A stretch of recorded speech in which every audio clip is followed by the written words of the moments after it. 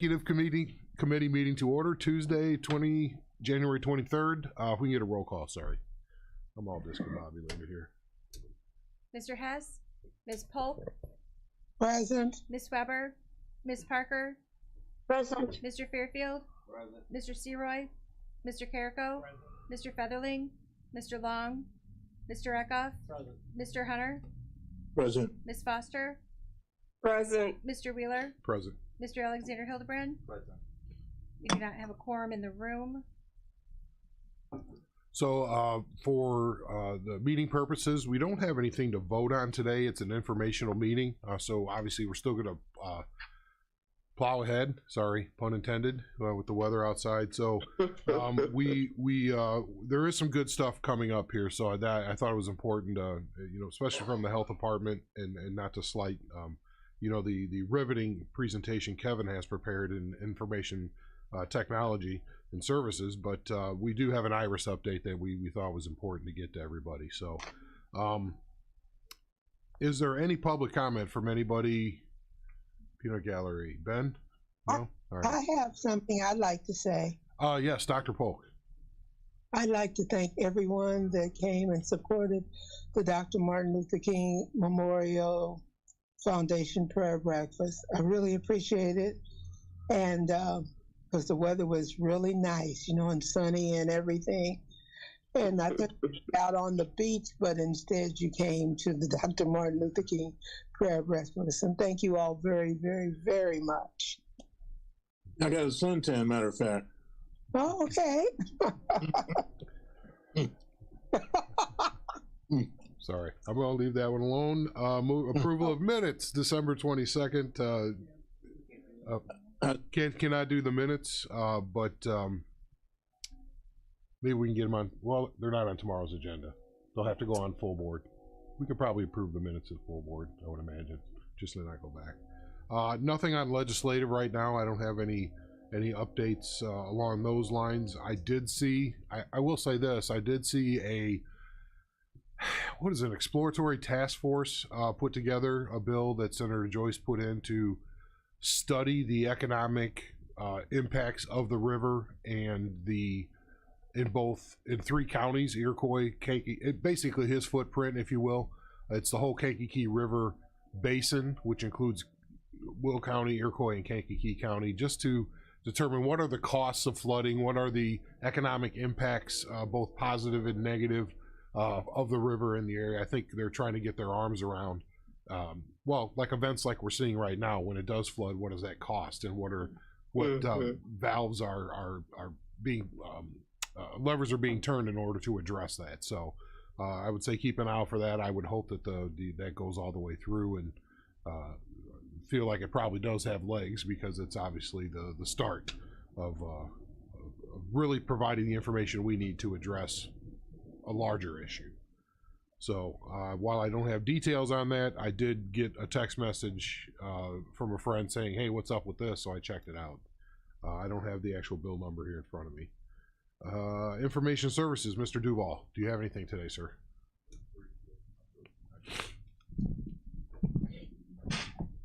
I know we don't have a quorum here, but so I'm not speaking to that much. This is the season of the phishing attempts that will go to your county emails and your personal email. It's very important that you don't open anything that looks questionable at all. We're not seeing the things from the chairman yet, but we're seeing a rash of ones that say confirm reward. Do not open those. It isn't just county ones. They're going to everybody's.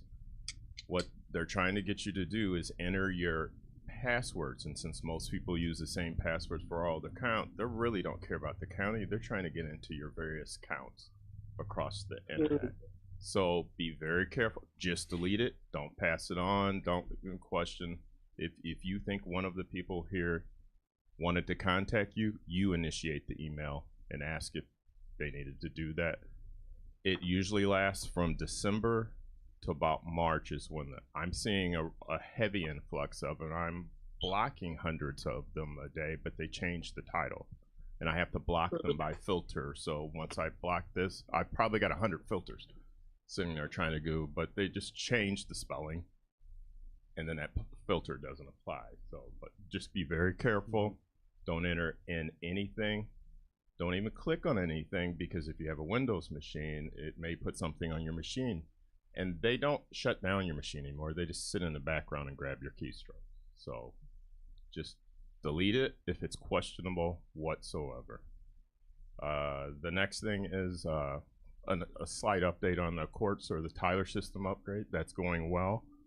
The chairman has asked Jason to do a report. He's going to do a report at the next criminal justice. He's got that done already. Everything's going well. We discussed it on a daily basis. He has probably 1 or 2 virtual meetings, if not every day, every other day, with the various parties in the group, and that's going well. We knew that would be a time-consuming process.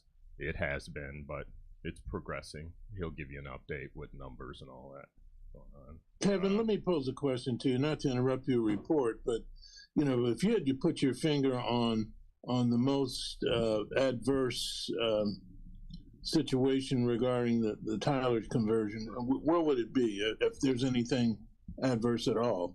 There really isn't. The hardest one, I hate speaking for Jason, it's something that he should do in the meeting, and all of you, most of you are in the other meeting, is the circuit clerk one's going very smooth, and that's the main one that you want. That's the big one, yeah. That's that. From what Jason told me, that's actually, even though it's by far the largest, that's the one that's having the least amount. If there was one that you could say there would be an issue, and there really isn't, that's the probation one. But that's going well.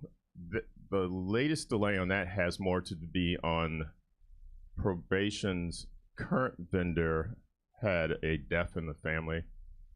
That slowed the report getting back. I believe that's back on track, but that really, they're where they thought they would be. The conversion of the data is, it sounds like that's the easy thing to do. That's not it. They can get the data converted. Our people have to go through report to make sure it's in the right spot. If not, they have to send that back. There's no shortcut to that, and you don't want them to shortcut that. So they knew all this was going to come. They're having the meetings. As Jason has told me, that's gone well.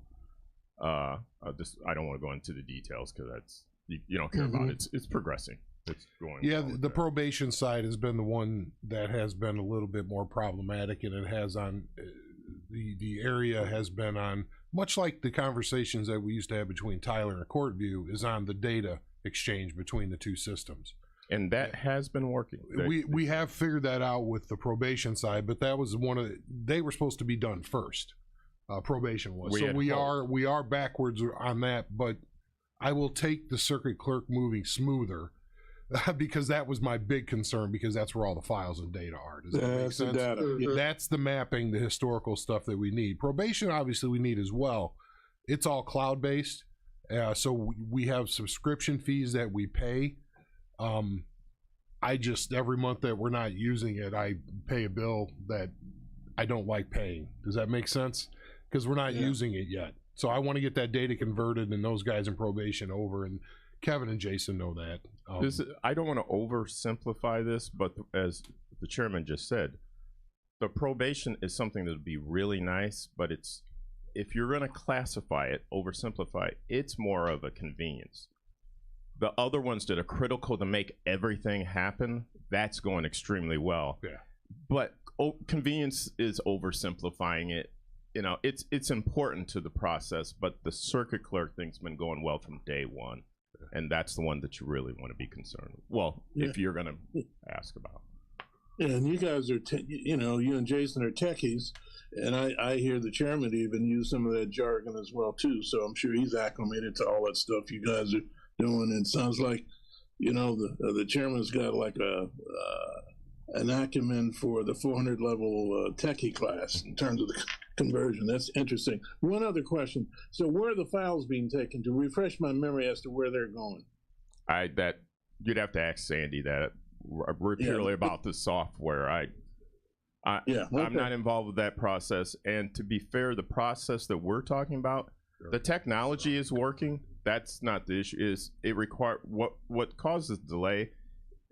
It's not a delay. It's just part of the process. Is a human being has to verify that the stuff that was imported or exported is what you expected.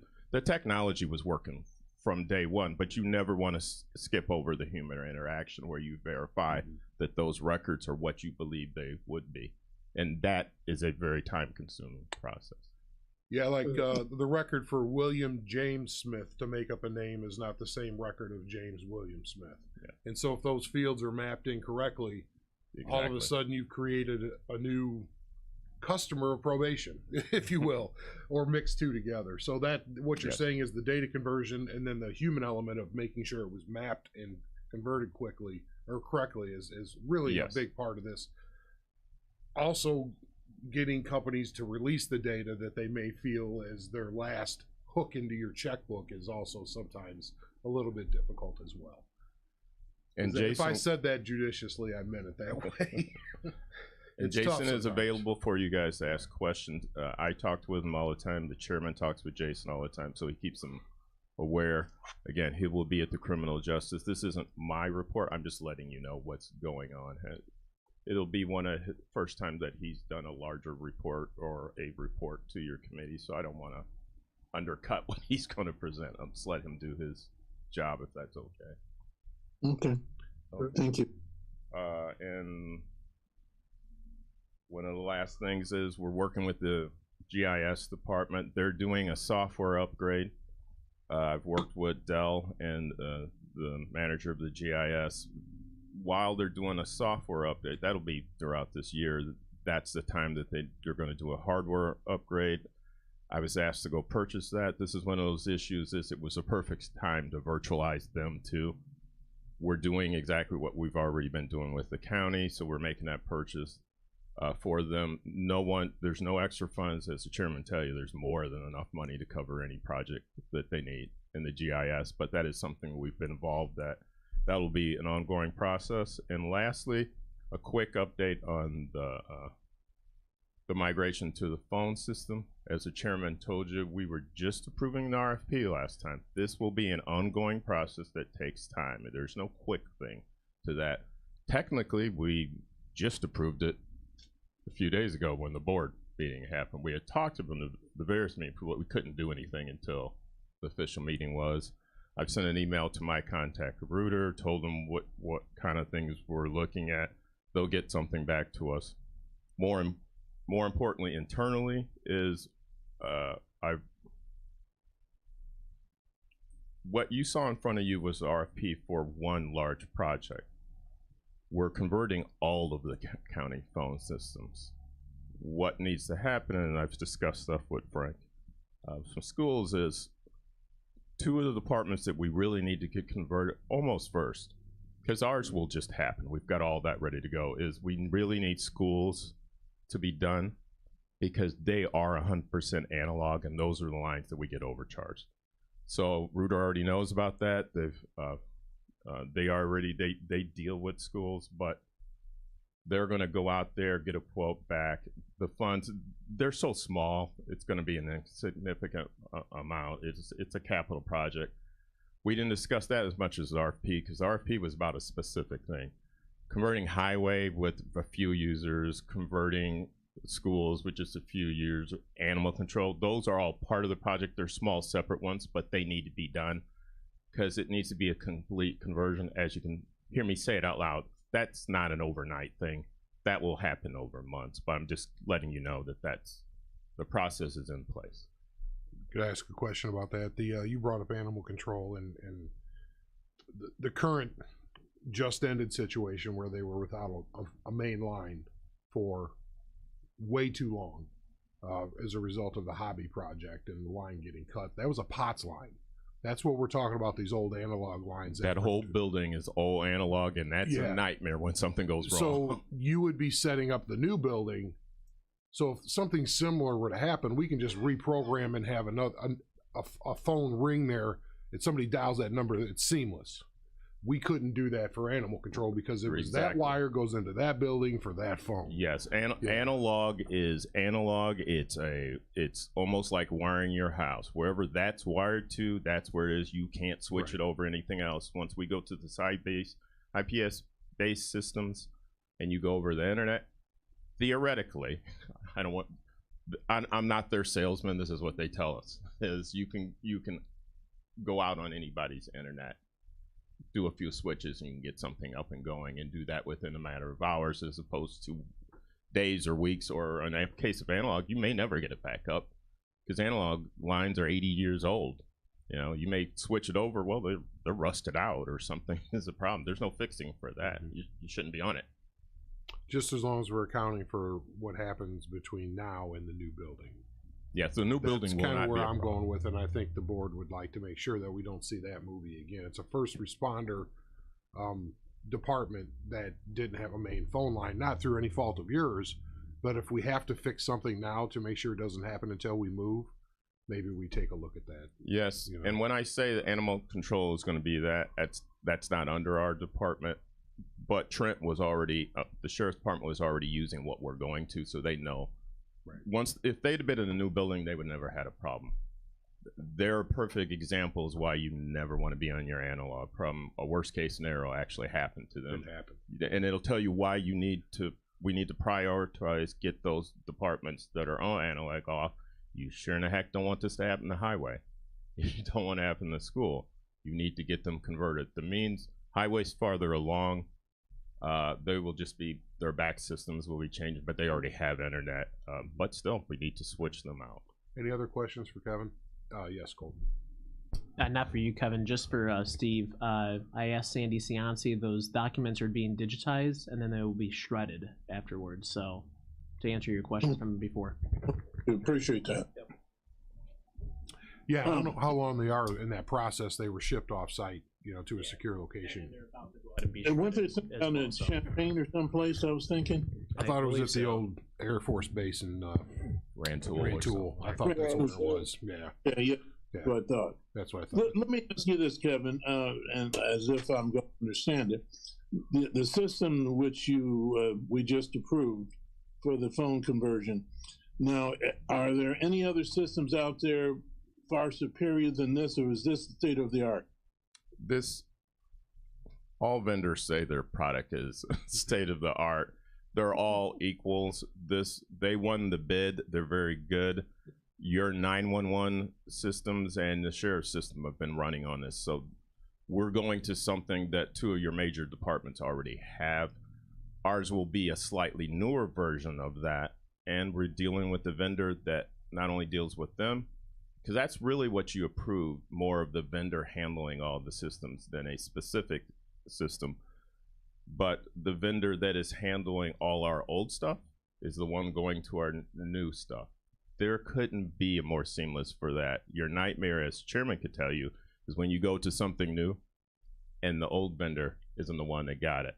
Every possible delay that you could have is going to happen when that happens. That just was happenstance, though. They were the lowest best bid, but they had a quality product, and we had experience with the county has had experience that product we're going to, or a version of it's been working successfully.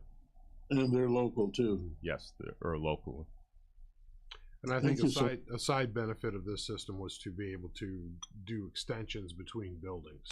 It is Before a side it used to benefit. be you had to drop out and give a main number if somebody wanted to go from my office to the state's attorney's office. I can just now will be to a great degree be able to put in the 4-digit extensions and send people right across. A How lot many of the people call for the county clerk that actually need the circuit clerk? That kind of thing. a lot of the things that we were limited on go away. You have potential, and this will be the first switch over for the bulk of the systems to go to what the sheriff and the 911 already has. But it will probably never be the same. Every year, every few months, you will be changing something. That's how phone systems should be. We've just been locked in because we were on old stuff. We couldn't make changes because our systems were old. That being said, our systems are working fine now. Our campus is working fine. You just needed a future proof, and you had to do it while you have funds available. That was kind of critical too. Mm-hmm. Anything else? Thank Good you, Kevin. report. Appreciate it. Next up will be Health Department, Mr. Beavis, and he brought in a ringer with him today.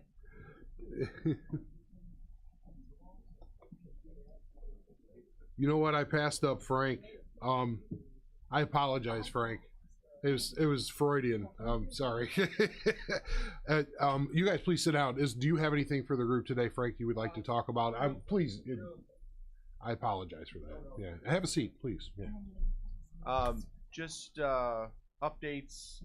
We were supposed to have our joint ed meeting last week. We didn't have a quorum, so we'll have that report for you at our next meeting. Everything's on track with us. We're in good shape where we should be for the year. I do want to let you know that we did get our results from our annual audit. That comes from the Auditor General's office at the state. An independent auditor is assigned to us. We don't get to pick them. And I'm happy to report that we had 0 findings. That's the first time that we've ever had that since I've been there. So that's pretty exciting. I'm very proud of my finance department and the staff. So that was very exciting. Another update for the St. Anne consolidation. We have a couple of informational meetings coming up. January 24th at St. Anne Grade School at 5:30. January 30th at Lorenzo Smith at 6 p.m. and March 12th at St. Anne High School at 5:30. Community is invited to come and ask questions, and we'll share information. That's all arranged by St. Anne School District. I'm planning to be there to answer questions if anybody has them of me, but it's really about the district trying to provide information and answer questions to the community. So that's all I got. Yeah, sorry about that. Is there any questions for Frank, please? I didn't want to short him on any of this. Yes, Chairman, I have a question. Please, Ms. Foster. Frank, are you going to be able to come to the meeting in Pembroke at the grade school? That's my plan, yes. Okay. Thank you. Frank and Steve Hunter, I got a question. How will you disseminate information about those hearings? Are you going to have something on the radio, on the internet, Facebook page, flyers at churches, and so forth? How will you get that information out? I know that that the districts both, well, I shouldn't speak for Lorenzo Smith, but we met with the superintendent from Lorenzo Smith and St. Anne and Mayor Hodge from Hopkins Park, and they're all planning to share out information through their communications channels. I know that there's flyers that are going to be distributed from them. I'm sure that Facebook will be and other social media. That's from their perspective, that they're the ones that are communicating that information. So that's the plan from there. Okay, thank you. I can confirm that the community has gotten those flyers, and because we had another meeting Saturday, so the community is aware, most of the community. Thank you. And just as a point of information, and I don't know, it's hard to remember who was here way back in 2016 when we purchased the building that ICANN is in right now. Part of the deal is we have to provide a home for them. They were upstairs, and at the time we had the state's attorney's office was over across the street in the Grant building. So everybody had desires to move and utilize space better and enjoy cost savings. We acquired that building, or actually schools paid for the building, but it's our job to maintain it and do the utilities and offset the expenses with rent from theater and things like that. Well, one of the things that I had said at the very beginning as a board member, and we're sitting where you do, is I asked, we got to get someone on that roof to take a look and see when we're going to have to fix a roof, because you know how that goes. You buy the problems with everything else. So we did a boiler. We fixed the boiler as the board, and we're going to need a roof in the next couple of years. So be prepared. That's a big wallet item, and so we're starting that process right now. But again, much to what Kevin had mentioned, you address these issues when you have the cash, and we do have the money without having to go back and ask taxpayers for it through other sources of revenues, mainly bed rentals. That's the there's really only one way the government gets money, and that's taxation, except for what we do here is we rent land and assets. So is there any questions about that? I know Frank, and you can take that offline if people have questions about that, and but it's not a little bit of money. If you've ever done a big building roof, it's wow. Okay, thank you. Sorry about that. I thought I'd tell you that we just met the other day, and he made me feel great for about 3 or 4 days. Great meeting, depressed, but I mean, who knows what the bid's going to be at that point? 650,000 north of that. I mean, it's a lot of money. So we'll see. Oh wait, you'll see. Oh, good morning. Alrighty, Mr. Beavis, if you have anything you wanted to run through before the Just presentation. real quick, thank you. I'm not gonna insult your intelligences.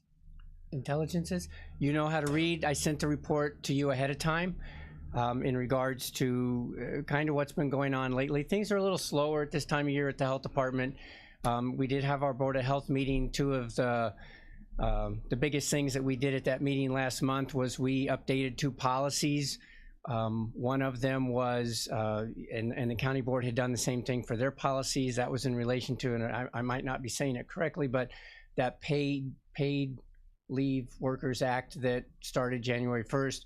We updated our language similar to what the county did, so that that's in line with our staff. One of the differences, I think, between what the health department does and what the county does is if I'm correct, the county front loads all that time at the beginning of the year, whereas the health department, it's an accrual process over the course of a year. So, but the 90 days and that other language all applied to us still also. And then we updated our business policy. We just brought it more in line to, there were a number of factors. The mileage was older. Some of the business expenses, we just updated the language, changed some things to make it more in line with the GSA requirements.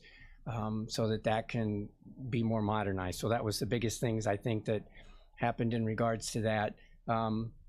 So mainly what I'd like to do is, if it's okay, is if you have any questions for me, maybe wait until the end and do them both. Maybe as we do this, I'd like to turn the rest of this portion over for Kaylee Zito, who is our IRIS program coordinator. She's going to update you on where we are as of today. And I won't do any spoilers or anything like that. Just let her do that presentation.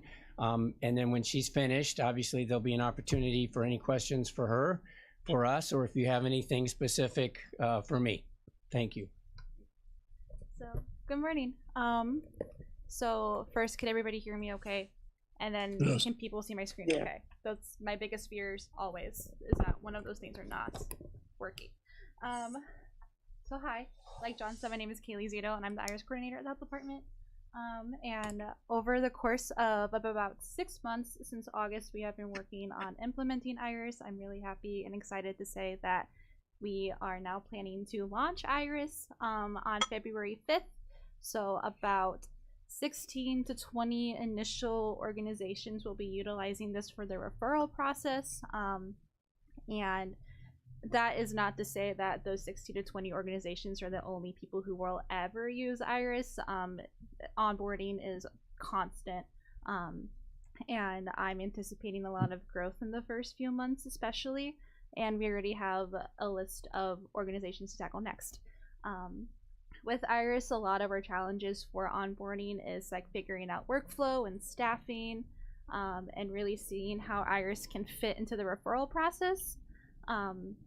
But overall, enthusiasm is very high for IRIS, which is really exciting to be a part of.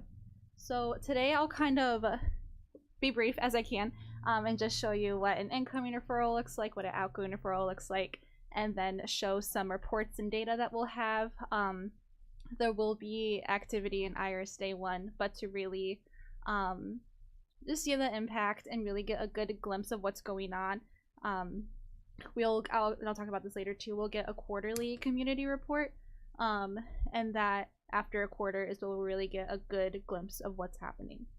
So something really neat about IRIS that helps with a lot of like resource scarcity is its capacity bar. Organizations are encouraged, they're prompted to update it once a week, but encouraged to update it as relevant as possible, just to say, are we accepting referrals? Are we not accepting referrals? If they're not accepting referrals, that's your cue to maybe look for another organization who can fill that need. So beside the bar, green to red, and then hypothetically, like, referrals are open. And then it's updated and you're done. So this is kind of when you open your Iris dashboard, you'll have your incoming referrals, your outgoing referrals, and then which ones have been marked as recently complete. And they show up as these little cards. I'll go in to make a new referral, and I won't go through the whole process of gathering information, but I'll show you what the forms look like. Initially, if the family has already been has used Iris, has been in Iris, you can just search with the letter and you will find the main contact and the birthday. That is, you will have both as the main identifiers in case you have multiple names. You have the birthdays to delineate who is who. If you can't find who you're looking for, it's really simple to add a family, but it's really important to check first so you don't get duplicates. And it's important to acknowledge that the process is ask for client consent multiple times, and the referral is still like a conversation with the client about their needs, about who they may be able to see, who they've seen in the past, that kind of thing when you're picking referral partners. But just for brevity's sake, Jane is consenting for me to fill out your referral for her. And everything that I'm going to show you next has been, we have worked in collaboration over 4 bi-weekly community conversation meetings to kind of see and test like what works for us. Do we need to change fields? How do we configure these profiles? Things like that. So the first thing we hashed out were these service areas, and they're essentially tags that you can sort the partner organizations by. So if Jane needs, I don't know, aging care, the organizations who provide that will show up. And if she needs aging care and lives in Kankakee County, then that'll also, you can apply multiple tags to narrow down. If an organization provides multiple services, you'll be seen. So I'll just show you the referral intake fields. And we had much debate about how to ask for addresses, how, like, what reporting, like, data do we need for reporting on the backside? Do we need exact addresses, like, required, or do we just need, like, counties? And then what about unhoused or mobile families? So if a client lives in Kankakee County, you pick the city and the zip code, and you do not ask for their full, like, street address. If they are unhoused and mobile, you put the city, zip code, and county that of their primary location if that is possible. This is really, hopefully this will be really great to track just trends and migration in the area. And then ask for preferred language, preferred form of contact. If the subject of the referral is a child or a dependent, so Iris, everything is under the primary contact who can give consent. We had kind of debates about where to cut off, like who can give consent, who cannot give consent, but it's just any general children or dependent will be the subject of the referral, but not the contact for the referral. So if the subject is a child, you fill in those details here. Then the reason for the referral, notes, and then some organizations will have like an extra file to upload for consent, or like an application for a library, something like that. And that's where you would upload it there, and then you would submit it. I'll go back to this homepage to show you. So when you submit the referral, it comes in like this. It's incoming for that organization. So this is not the referral I just showed you, but it's just an example. You'll see it was referred to the Regional Office of Education by the primary school. You see the referral details, and then you can either accept or reject. If you reject the referral, you need to list the reason, and you need to specify and elaborate on that reason. And then when you accept, make a note, acknowledge that you've seen the referral, give a time frame like thanks for this, we'll respond in a week, something like that. That's how sending and receiving referrals work. When you accepted a referral, you can then complete a referral. Accepting is different than completing. Accepting is acknowledging that you've seen it, that we will attempt to reach out. Completing is the outcomes, like we tried to contact them, number didn't work, they moved, they denied services, things like that. What about language? What about language barriers? Language, so hopefully language barriers will be accounted for in the referral form. So if a client does prefer, if they do speak Spanish, then they'll be assigned a Spanish speaking manager. Does that make sense? If the Yeah, because a lot of these people who are coming to town are monolingual, Spanish, yes, and just wondering what accommodations do you have to address that? That's all. I don't want to interrupt your presentation. no, for sure, but thank you. That just stuck out in my mind in terms of language barriers. Yeah, That's a good question. Just for a second, Steve, that's a great question. So through that referral process, as she's showing and demonstrating the little note boxes, more than likely there would be a note indication, that, doesn't speak English, would need assistance.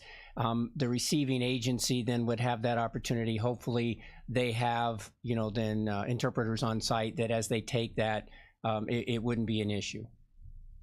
Okay. yeah, you would fix that Okay. here, and then that's another thing that we will find, like if they're if that organization cannot complete the referral because they don't have Spanish speaking staff, we'll see that in the data as a sign that they need to onboard more bilingual people, and then they'll be able to take the steps to do that because they have the research to back it up, not the research but the data, if that makes sense.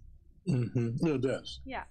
So kind of going off of that, I'll show the reports. So there are 3 main reports on the organization's end, and then on my end we'll have the community or the quarterly community report that I was talking about. But just initially the community referrals report. All 3 of these reports function the same way. You can type in your date range. So say like a quarter was October to January, and we want to see the status of all the referrals as of today. We can run this report, and then we'll see that in our Kankakee Iris network, 21 referrals have been sent in that quarter. It breaks it down: sent, accepted, completed, rejected, and then between completed and rejected, that breakdown of the outcomes, and then it breaks it down by organization. Going back. Fairfield? Yes. If the person is rejected, how will they get back into the system? Yeah, so when a referral is rejected, it doesn't mean their profile is like booted out. It just means that that referral couldn't be completed, and then it is on the person who referred them initially to do the process again and see what organization would be a better fit based off of that feedback. So they don't just drop through the hole and they're gone. And that's kind of the whole point, is the live handoff was lacking. So we make the live handoff to another organization, the provider, the referral that's connected, and if they can't see them, the person who made the recommendation will say, oh heck, either A, they didn't show up, or it was booted. They didn't accept the referral. Then you could send it to another organization that may have a shorter waiting list or whatever. Yeah. Yeah. Yeah, the person who originally reached out, let's just say it's Harbor House and Aunt Martha's. If Harbor House made a referral and then the person didn't show up, Harbor House would have made a commitment, potentially, not speaking for them, to get a hold of that initial, hey, you set this up, you really needed this service to get out of that bad situation. What happened? Oh, well, my car broke down. Well, let me get you some bus tokens. We're going to refer you over to River Valley Metro so they can make sure you can get from A to B. That's what this is supposed to do. So there is no falling through the gap. Yeah. Yep. No, thank you. And then the same process, you can see, I'll just show incoming. So select your date range. And then you can see, so incoming, how many referrals have been received by like behavioral health. And then you'll see how many referrals behavioral health received, and then the breakdown of who sent them and what were the outcomes. Same with outgoing, except it's just instead of what they've received, is what they've sent, and it's breakdown of who they sent them to and what those outcomes were. All of the data and medical information in Iris is medical information is not a really good term to put it because we avoided putting as much PII in there as possible. But regardless, it's all encrypted, HIPAA compliant. There's numerous like data governance agreements that you have to sign to be a part of IRIS, just to say that yes, I will comply to these guidelines and we want to use the data. We will be implementing an MOU to kind of have an extra layer of this is how we will treat the data, this is how we'll treat our partners. We won't abuse its privilege, kind of a thing. And yeah, and like I said before, you won't be able to see it and I can't show you in here, but the quarterly community data report is just a print on the slide.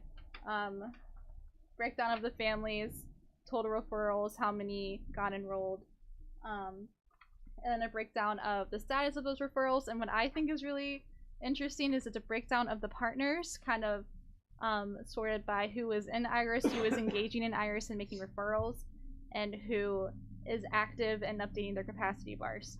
So we can kind of see like, hey, you haven't been making a lot of referrals this month, but we know you have clients. What is there an issue? How can we fix it? Kind of a thing. Other things we can use IRIS data for is really seeing what gaps we have in the area. If a need is constantly being referred to like Cook County, we'll be able to see what that need is, and if we do have it, then get them in IRIS and get the word out, and not even get them in IRIS, but just make the public more knowledgeable that they're there. And if they are not there, then write grants, find resources to get it here. Can I ask a question? Yeah. It just occurred to me that there may be a resource that is a required resource, and I can think of one instance, but as a personal example, and they don't want to be part of IRIS. Can you still put their information? Well, these are the people you're supposed to call, and not have it be a live handoff saying. Then that's where you give the phone number for agency X in Chicago because there isn't one in Kankakee. They've got to go to Chicago. But that company, they have said, well, we don't want the live. We don't want to be part of IRIS. We use something else. You see where I'm going with that? Yeah, and that kind of is something we're figuring out with Can I Help, to have that resource and database like included so people can access it and know it's there, but they don't have the staff to have somebody working those referrals. So it's there as kind of like a bookmark, like, hey, let's look at Can I Help to fix this. Like we have these live people, their waiting list is 7 months long. If you want to see somebody right now, well, here's the office in Chicago that has a 1 week waiting list, but they're not in the system. You have to call them. I hope Ideally, the system locally would be designed so that we can get the people the help they need locally ASAP. When that doesn't happen, we can resort to the I think you referred to it earlier as kind of like the paper handoff. Yeah. You know, we still know who's out there, still doing some of these other things, but for whatever reason they chose not at that time to necessarily be a part of the system. Know that we're talking to them, we're trying, can't make them, but would still have the opportunity to present their resources in a need, because you're right. Initially, there will be a number of these agencies that may be overwhelmed and not necessarily, might have a lag time. And so we do want to try to serve these people with what they need when they need it, and work where there's an emergency. Mr. Fairfield. Got a question, Kaylee. Mr. Fairfield, sorry, then Mr. Hunter. Sorry, Steve. I'm sorry. It's okay. Sorry. We have the migrant issue right now. Can this be used? Can this be used to augment that, to help with people that are in migrant situations, to refer them to different agencies? Yeah. We do that. I didn't know if that would overwhelm the system, or do you want to handle it? Well, it's how do I put this? It can handle it. They can have something on there that say requires ESL primary, as interpretation that is in there. I will say that the migrant situation that we're discussing, like the bus being dropped off, they were supposedly headed to Chicago. Right. The situations that we have now is mostly people living in homes with other people because we have no public infrastructure to support that. And that was part of our resolution, saying we just don't have the money to do all of this stuff. But I do think that a referral network within IRIS is entirely appropriate. And somebody want to make it a intake tool. That discussion came up, that we had a group of people that got together. You know, I suggested the state spent, I don't know how many millions of dollars on Salesforce for the pandemic. What are they doing with that now? It's just sitting there collecting dust. Maybe that'd be a great intake tool. It's one of the most powerful data tools is out there, is the Salesforce. So again, to your point, we could use this locally to get people around, but I think it's a broader picture that the state and the feds need to fund this. We can't. Right. I mean, that would drain our resources in our local continuum, which is why we said we wanted it mainly for Kankakee County residents as well. Because, Well, eventually, you know, they go to Chicago, but they're going to wind up down here. And with this system, it will help, I think, with those people with getting whatever they need, and also for the county. So I can definitely say for the health department and many, if not most, of the service agencies that will be involved, this is strictly, you know, this easy part here is sort of like just how do you make a referral, how do you intake the referral, and then on the backside, the service is being provided. Now, once an individual or family has been intaked, that agency has requirements, deliverables, you know, through grant money, fundings, requirements in relation to being able to provide that service. So when an individual possibly presents that there's no, let's just say for lack of a better word, documentation of, they may or may not be able to get that immediate help, say from us. Right. At that time, because there's steps that they would need to go through to be able to get in that door then. And that's part of this process, maybe with the example of the bus going up there, get them what they need. Then when they move down into our community, okay, they've moved down into our community, and then they're entitled to the services just as anyone else locally is also. Each of the agencies will have to go through those same things, determining if you meet or qualify for those services. That would be part of maybe the rejection part until such time as they can get that information. So everyone definitely is aware of this, wants to help, doesn't not want to help. Right. And we will just, you know, obviously first come, first serve. If you're in line and you got what you need, you're going to get it. And if you're not, we're going to help you. Right. And I think the sheriff said it, and we feel the same way, I think, as human beings. Somebody gets dumped off on a bus, they're not going to go without a coat and a meal. You know what I'm saying? But we are going to do the human aspect of this, but we just don't have long-term housing. We don't have, there's people, as they said, been waiting 20 years for work permits, that now people coming want the same permits. You see, we're not going to get in the middle of that situation. But what we do is we want to make sure that people can have access to who may be in the middle of that situation. Is that probably the best way to put it? Exactly. And it's a very inexpensive tool to do that. Well, I appreciate it. Thank you. I didn't mean to get off that tangent, but no, all questions are good. It's relevant. That's relevant, though. That's real relevant. No, Mr. Hunter, did you have a question? Yeah, I do. A couple things.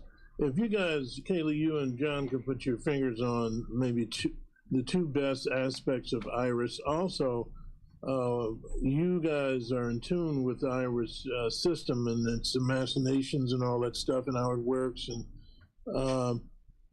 are you guys, John, you guys doing any cross training for her absence if she's on vacation or if she's, you know, somewhere else or something? Is there any cross training in your staff on this system?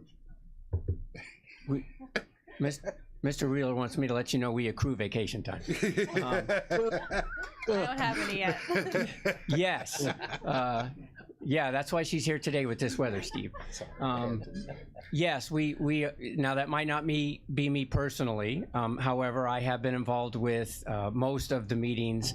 I have my finger on the pulse, so to speak. But yes, Kaylee is the main coordinator for the IRIS program, and we have the other individuals that work within the health department and some of the other grants who devote time to this. And so they have been following this journey also, and will be able to, in an absence or on, you know, really busy days, because we expect once the launch date happens with the initial group that we have, then Kaylee's going to be very busy going out, knocking on the doors, or returning the calls of the individuals that have expressed an interest. I've said this before, one of the differences from us, Kankakee County, and Will County's IRIS programs, they started pre-COVID. They got that through a grant. They hired an individual for that grant. They got their group together and they started, and then she's gone out and done a great job over 4 years and collected approximately 120 agencies as part of the Will County IRIS program right now. That's not how Kankakee started. Chairman Wheeler and those that had these discussions that got us to where we are today have already for a year been cheerleading this, championing this, explaining it, and we have,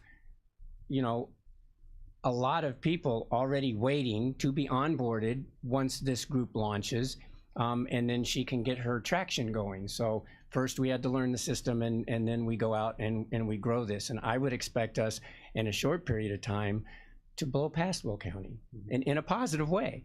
Yeah. Mm-hmm. So how often do you interface with University of Kansas and for technical assistance and orientation to new and more aspects and just updates?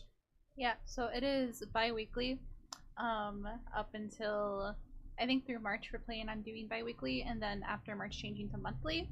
That's kind of the typical process with IRIS implementation, is you will have bi-weekly meetings for about 6 or 7 months, and then once you get post-launch and you're kind of in the swing of things, you know what you're expecting, then you can switch to monthly. But it's always, everything with IRIS is up to the organization that's implementing it. That's one of the really good things that I've experienced, is that it's completely customizable. The process is not rushed at all. We're able to really take our time, and that's what's built into the implementation, is to take our time and have a really good product, which is why we've had like 6 or 7 drafts of these referral fields, and we're finding one that works. So yeah, I know monitoring and data collection is important in terms of services. Any other positive aspects about the IRIS program that you guys love? Steve, what I'm going to say, you asked for 2 best. I think I've got 3 if I remember them. The referral process is definitely going to be streamlined from the old give you the card and hope you make it down the street and I'll never hear from you again. The data aspect, and then just the excitement that this is bringing to the community. And if I forgot to mention, for anyone who wants to join this, the cost is exactly nothing. It's free. Mm-hmm. Great. I'm just excited about how you guys. I can see the excitement in your respective comments and presentations and so forth, and that's good stuff. And I know Chairman Wheeler was really a big champion for this program and initiative. I know there may have been some uneasiness by some of the board members, but I wish everybody could be in tune and listen to this presentation, because there's a lot of good stuff here being imparted to us regarding IRIS. Well, two things coming up in the next few weeks: Super Bowl and the launch of IRIS. That's what I'm excited for. And one of the 2 is trademarked. I will say, we're forgetting. I can't say this enough, because the board needs to understand that how much they had to do with this, with maybe not really realizing directly how much they had to do with the inception of this, and how much Frank Petkunas in the regional office had to do with this, because we sat in here and we talked about ways to fill the gaps with COVID money, not to go out and create massive bureaucracies where the money's gone and we just created another non-for-profit that competes with 6 other non-for-profits. We need to be the grease on the wheel. We don't need to create different wheels and different carts, if that makes sense, unless that's needed. And again, this process will identify gaps in the continuum that we might have been snowblind to, So I will say that in that aspect, it was Frank coming in and saying, I'm listening to the board saying we're looking for connective tissue between all of these agencies to make us perform at a higher level, to really address today and the future. You ought to look at this company called IRIS. They actually do this, and he planted the seed Well, pun intended. That's what it is. I mean, they that's one of their symbols is planting the seed in all these different organizations, and then it just started running. I explained it poorly to John like 3 or 4 times, and then finally, once I got it right, they started to see what we were doing here, you know. And then they said, "Wow, yeah, this is really something that we could run with and make our job in the community that much more effective." Meaning health department, because then they can connect with all of these different institutions. So this could be the lowest cost allocation of ARPA money that has the longest reaching, farthest, and deepest impact within families. I think it could go on for years and years and years and years and grow off of this and really turn into things that mean something, whether it's in a parent-teacher conference or if it's somebody that's in an abusive relationship or if it's somebody that has ESL issues and they can't access the workforce or anything in all of the above. So thank you, Frank, for that. Somebody was listening. No, I'm just kidding. But no, he said what you're talking about is exactly what this does. So another question. I'm sorry, Mr. Carrico. Thanks, Mr. Chairman.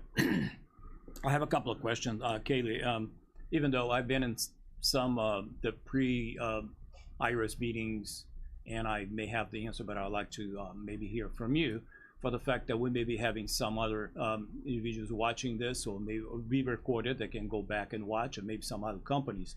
So coming from you, how can or steps an organization take in order to participate in the IRIS program? Even though I know that you're going to be going out to the community, you're going to be talking to organizations, but let's say someone has a business organization watching this meeting and say, hey, I haven't been contacted yet by, you know, the health department. I want to be part of it. What would the steps involved? Yeah, so there are a couple ways to do that. We've made like a Google form. It's not quite a Google form, but it's essentially a Google form. It's just fill in your details. Do you want to be a part of IRIS, or do you know somebody who should be a part of IRIS? So you put that details, then you send it, and I get it. You can also just contact me. I don't have a business card yet, but I work at the health department. Info is pretty public. It's kzito@kankakeehealth.org. My office phone is 815-802-9442. And onboarding after launch is probably going to be easier than onboarding during launch or before launch, because in that time we're not only onboarding you, but we're configuring the program. Now the program is configured and I just have to train you, get you to sign responsible data use agreements, and then you're in and you can refer.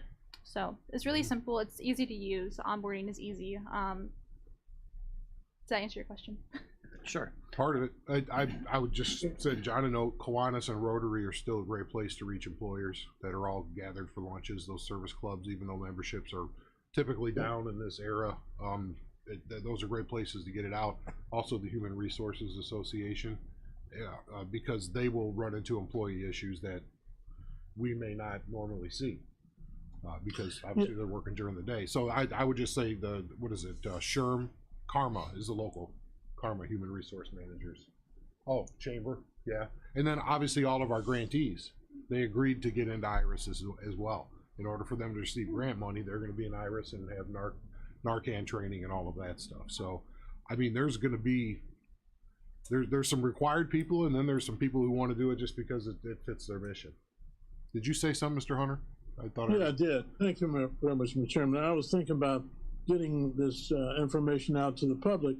You ever thought about a cable channel and doing a little small presentation on there? And also, like Economic Alliance, there could be a link and you guys could do like a little video on what this whole thing is about. That may be helpful as well too, because I've told people about, you had questions about Goshen, go on the Economic Alliance website and look at how pristine the Goshen plant's going to be, and also looking at other plants that they have, and looking at the work environment, which dispels some of the BS that's being promulgated about Goshen. So that's just a suggestion. Channel 4, local channel, Comcast, doing something there, and Also, maybe even on our website, the county website, and with a little video or something explaining what you guys do. Also, I know, John, you guys do a WKN thing, half-hour program, and that would be good too to talk about it there. And was it a Thursday meeting you guys have on WKN? Yeah, the Tuesday meetings to plan. Thursday is when we do the recording, then Saturday is the show, and then on Wednesdays I think they do some smaller snippets of the show the previous week on some other radio stations locally too. Yeah, so those are all great ideas, Steve. We do have that kind of planning, concentrating. We've sent some material working with the Journal. Obviously the radio station will be putting material on Facebook. Some of these organizations we have thought about getting the information out. We just needed it to be a little more closer to the final product, so we knew exactly what it was we were wanting to. We didn't want to come out too early and then they forget about us. We wanted to be ready to present them what they need now, because if that's when they're interested, that's when you want to get them. Mm-hmm. And yeah, I could just detect the excitement, man. That's I can read in the tonation of your respective voices how excited you guys are about this. Yeah. And I co-host the WKAN show, so I've gotten to talk about it a little bit. We're planning on doing a more in-depth series on it, which I'm really excited for. I'm biased, but I'm excited. But yeah, I have not thought about the cable stations though, so thank you for that suggestion. I appreciate it. Mm-hmm. Is there a consumer-faced portal to this, or is it all at the provider level? It's all at provider level. And that's what, when we ask these questions about how to market it, I think that we'd probably consider that we're marketing toward other agencies and not towards consumers. And so the products, while I think they're all viable and to raise awareness that they do exist, we might look at that, but it's really, we're trying to make sure that the provider level is aware of it. That's the sales pitch. How to make their dollars go further and their operations be able to be more effective and their mission more fulfilled by using IRIS. Yeah, through the past many cycles of our iPlan processes that we do here in the county with the hospitals and the health department, one of always the biggest complaints, with communication is a lot of us knowing about each other, but that phrase, we all work within our silos. And once we're working in our silos, we get busy with our job until something comes up and we have to work together. This is going to be a way to connect us more readily, to help the public, and it's going to be something that's going to help them that they really don't see, almost like a food inspection that the health department does. You go out to eat every day, we inspect those restaurants to make sure that the food is safe, but you don't really know we're there. Yeah. If that was understandable. Yeah. Okay. Yeah. I work on analogies. Yeah. Oh, they call and tell us you were there. Okay. No, I'm just kidding. Oh, well, sometimes they do. Yes. Mr. Fairfield, sorry. This is fun stuff. What do you got? Another tangent. Attorney Rowe has a lot of youth programs. Would there be a way for him to be able to use this program for that to? Use the parent-teacher conference example. If they've got kids that are brushing up against in-school suspension and stuff like that, that could be recommended as a diversion type activity for a child as a result of that conversation. Just that little thing in and of itself is a perfect example. Okay. Exactly. I mean, somebody could come into the health department because they want immunizations, and they're sitting down with one of our client service representatives, getting signed into the system, and just flippantly say, or not flippantly, but just through the conversation, we got kicked out of our apartment. We're homeless. Well, instead of immunizations, now we're possibly making a referral for rental assistance or something like that. So each of these agencies are going to be able to do that. It's not just a thing you could be going for. You might end up with 5 or 6 of those programs that are going to be on there. And the other thing is that all this system can change and grow, or we can pull something back as we launch, see what works, what doesn't work, what needs to work. We can change and adjust this. So the categories that are on there might be 12 for now, for example, but That doesn't mean in 6 months it's not 15, because we think of some other agencies that then do want to be involved that maybe don't fit in some of those particular categories. And then it's kind of like a library index where it's going to help you find what you need sooner than just trying to look at this big long list of, oh yeah, that's what I want. And then knowing if they're taking people, if they Be able to see through that bar Yeah, that they're yeah. full, not full. You know. Maybe they don't offer the service specifically that you need, or maybe an age that you need. You know, you could be a young adult, but they only do 0 to 5. And so you find a different agency that does fit. That's the beauty of having for these other agencies, because we don't, you know, the thing about the health department is we're not looking to get you any more services or than the other person. It's just to serve everybody. But if you're not in the system, you're not helping yourself by not being in the system. Your competitors will be getting all the referrals. Thank you. You know, well, this is amazing. This is more than a committee report.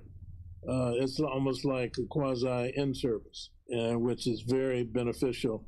And we've gained even more insight into the IRIS program. I know, talking with Chairman Wheeler and also talking with Eddie Borrello, I mean, man, this thing has really blossomed and grown and expanded. And I think all of us should feel good about our roles in terms of supporting this project and initiative.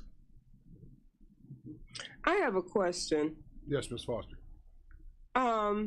Is the Department of Children and Family Services, are they involved in IRIS? So that's something we're figuring out currently. Could be. Yeah. DHS, yeah. Yeah. It'll be more of it's like our family case managers at the health department. Most of their clientele are in DCFS custody, so they would need they just need buy-in, I think, is what it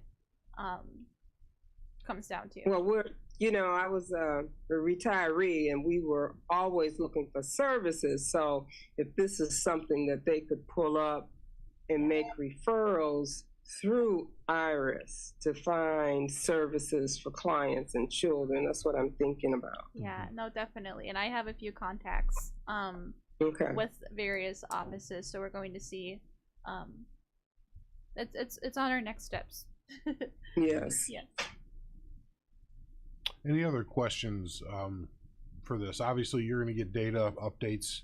You're going to, this is stuff that's actionable by health department. Really, you may be asked at some point, do we want to continue on with this exorbitant fee of how much a year? Nothing. Nothing. Well, no, the salary of Kaylee at this point, the fee for it's a one-time fee to bring IRIS to the county, but yearly there will be a service cost, which we have yet to see how much that will be, and it's based on users. Mm-hmm. So as we grow, that cost would grow each year. So for example, it's $15,999 to get IRIS here, and that's been paid. So then, and for 2.5 years, we have the commitment, which we're very appreciative and excited about, from the county to fund this project. And then in the meantime, after launch, we will be researching how we can pay for this in the future. We have no doubt that we can and we will. I lost my train of thought.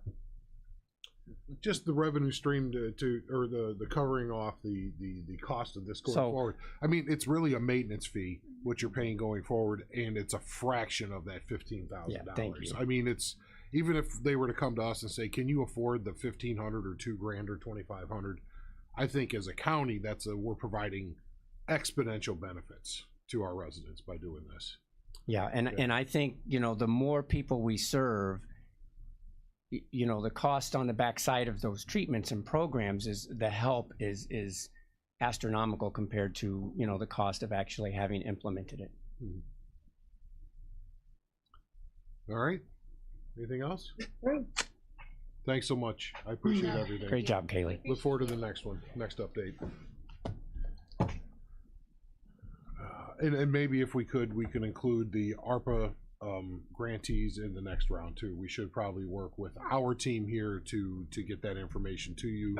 We'll figure out who that is. It's probably going to be out of our finance department is where we keep that full accounting. And I know a few. I've been talking to a few. Right. Right. Okay. But yeah, I don't have a full list. Okay. We'll get it. Moving on, the VAC. Is Karen here? No. Thank you. We have a monthly update. Motion to put that out. Oh, can't have a motion. No motions. Really, we have just some openings. I'll mention those. McGilvery Special Drainage, Cabry Area Fire Protection District, VM Lewis Drainage District, Moments Pembroke Unit, Union Drainage number 1, the Kankakee County Public Building Commission. I have an appointment there that need to make. Union Drainage number 2, 1 on the ETSB, and 3 openings on AWAC. And yeah, Anita question mark. So I'm just a complete agenda disaster today. Anita Speckman, our county administrator report. And I will pay for this for the remainder of the day and probably partially in tomorrow.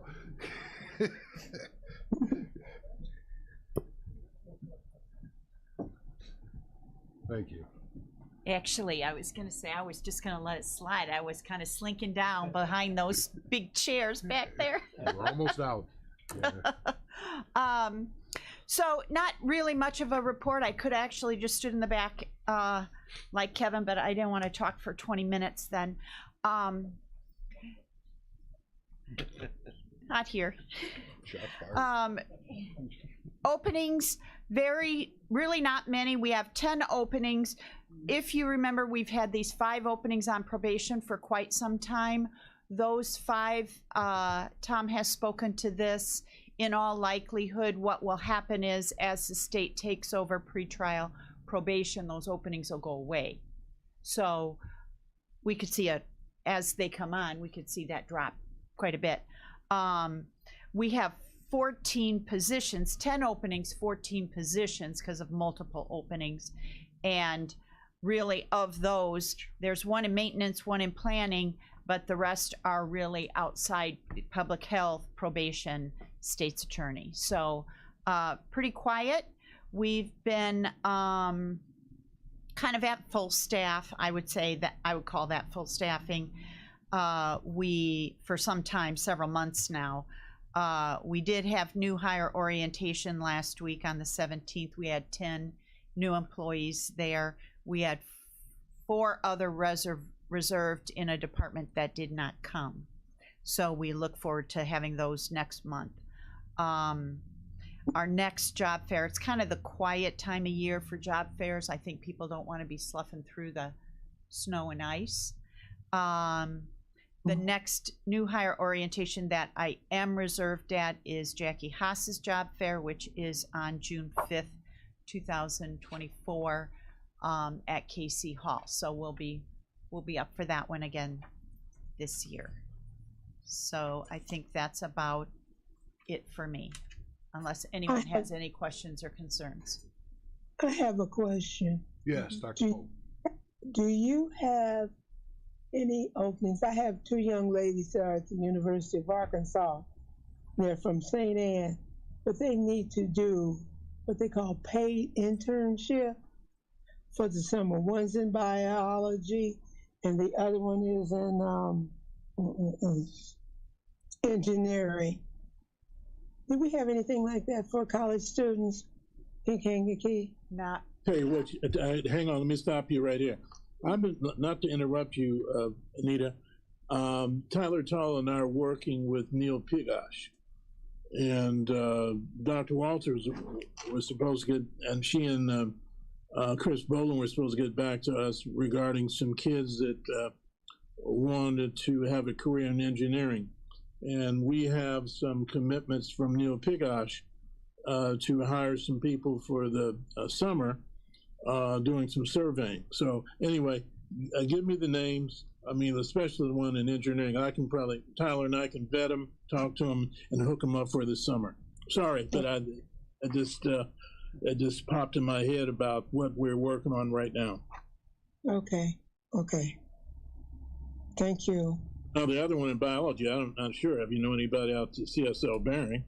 get a hold of Reverend Noble. Maybe he can help you, John Noble.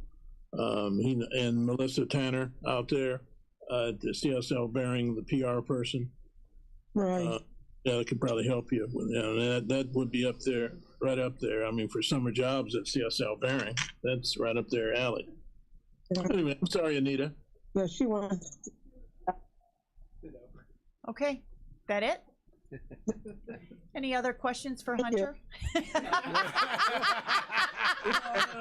I couldn't let it pass. You know what I like about this stuff here is that we learn, we teach, we employ, we gain insight and stuff for the 106,000